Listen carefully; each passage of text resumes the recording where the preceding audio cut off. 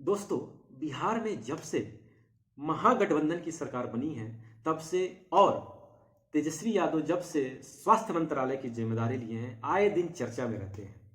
लेकिन इस चर्चा में कुछ नेगेटिव पॉइंट्स भी आते हैं और कुछ पॉजिटिव पॉइंट्स में भी आते हैं। जी हाँ दोस्तों, आज हम बात करने वाले हैं उन डॉक्टर्स की समस्याओं के बारे में जिस पे सरकार ध्यान नहीं दे रही है और ना ही किसी मीडिया का ध्यान है।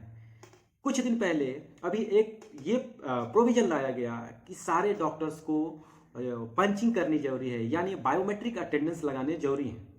और ऐसे में दोस्तों, बायोमेट्रिक अटेंडेंस लगाना कितना सही है और कितना गलत है, अगर आप डॉक्टर्स के करीब हैं, डॉक्टर की साइकोलॉजी को समझना चाहते हैं, तो तभी आप ये समझ पाएंगे कि वो बायोमेट्रिक का क्यों विरोध कर रहे हैं। दोस्तों, डॉक्टर्स एक ऐसा पेशा है, डॉक्टर्स लोगों का एक ऐसा पेशा है जिसमें उनकी जो मानसिक स्वतंत्रता अगर ना हो तो सही तरीके से वो किसी भी पेशेंट का इलाज नहीं कर सकते। और ऐसे में उन पर किसी भी तरीके का कोई दबाव नहीं देना चाहिए, क्योंकि वो एक इंसान का ट्रीटमेंट करते हैं, एक ह्यूमन बींग्स को ट्रीटमेंट करते हैं। और ऐसे में उनके ऊपर जबरदस्ती का दबाव देना मेरे विचार में ये सही नहीं है। आप ड्यूटी का रोस्टर बनाएं, रोस्टर बना करके उस ड्यूटी को सर्कुलेट करें, लेकिन उन्हें समय की बाध्यता के अंतर्गत ना लेकर के आए।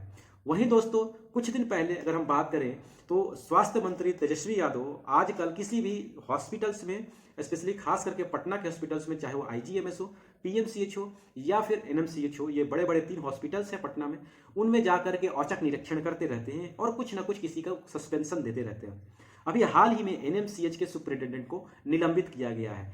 दोस्तों, ये कहां तक सही है और कहां तक गलत है, ये अंदरूनी मामला है।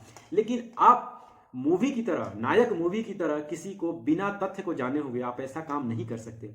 डॉक्टर्स एसोसिएशन का कहना है, डॉक्टर्स लोगों का कहना है कि सरकार अपनी कमियां को छुपाए रखने के लिए इस तरीके का एक्शंस लेती है।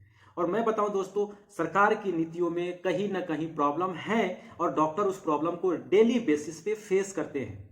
डॉक्टर्स ट्रीटमेंट के लिए हैं, उस हॉस्पिटल्स के एडमिनिस्ट्रेशन जो है वो उनके कंट्रोल में अगर आप दे रहे हैं तो उनको पूरी तरीके से वो सुविधा मुहैया कराएं ताकि वो वहां पे वो फैसिलिटी प्रोवाइड कर सके।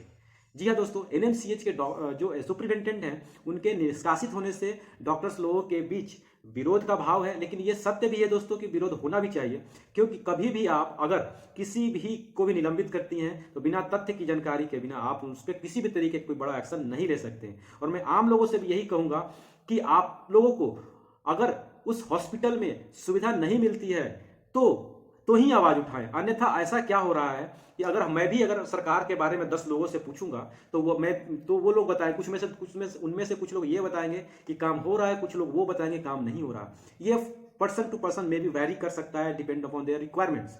वही हॉस्पिटल्स में बात करें, तेजस्वी यादव जाते हैं, लोगों से पूछते हैं, 10 में से 2 लोगों ने, 6 लोगों ने, 4 लोगों ने अगर उनके बारे में नेगेटिव बोल दिया तो इमीडिएटली एक्शन लेकर के आप ऐसा काम सही नहीं कर रहे हैं। ऐसा करके आप उनकी व्यवस्था को और खराब कर रहे हैं। तो आपसे आग्रह है कि आप किसी भी के ऊपर अगर आप एक्शन लेना ही है तो अपने सिस्टम को पहले सही करें, आप अपने व्यवस्था को सुदृढ़ करें। सुदृढ़ करने के बाद ही डॉक्टर्स को के ऊपर किसी भी तरीके का एक्शन लें, क्योंकि डॉक्टर्स का मानसिकता बहुत क्लियर होता है कि उन्हें अपने दायरे में रहकर उनका ट्रीटमेंट करना है, एक मरीज का ट्रीटमेंट करना है। सो उनकी जिम्मेदारी बहुत बड़ी है। और तो माननीय तेजस्वी यादव से यही कहना चाहूंगा, पहले सरकार की जो कमियां हैं, जो नीतियां हैं, उनको सही करें, अस्पताल की व्यवस्था को सुदृढ़ करें और तब जाकर के डॉक्टर्स के ऊपर किसी भी तरीके का एक्शन लें। आई होप मेरी इस वीडियो को आप लोग पसंद किए होंगे, मेरे विचारों को आपने समझा होगा कि मैं किस सेंस में कहना चाह रहा हूं। अगर दोस्तों आपको मेरी ये बात समझ में आई है, क्योंकि मैं ऐसे वीडियो जैसे तथ्यात्मक बातें लेकर के आते रहता हूं, आप लोगों को अवेयर करते रहता हूं। अगर मेरे वीडियो चैनल पे नए हैं दोस्तों तो चैनल को सब्सक्राइब करें। वीडियो अगर पसंद आया हो तो वीडियो को एक लाइक जरूर करें। कमेंट करके बताएं कि सरकार की गतिविधियों से आप कितना खुश हैं और कितना खुश नहीं हैं। तब तक के लिए दोस्तों, जय हिंद।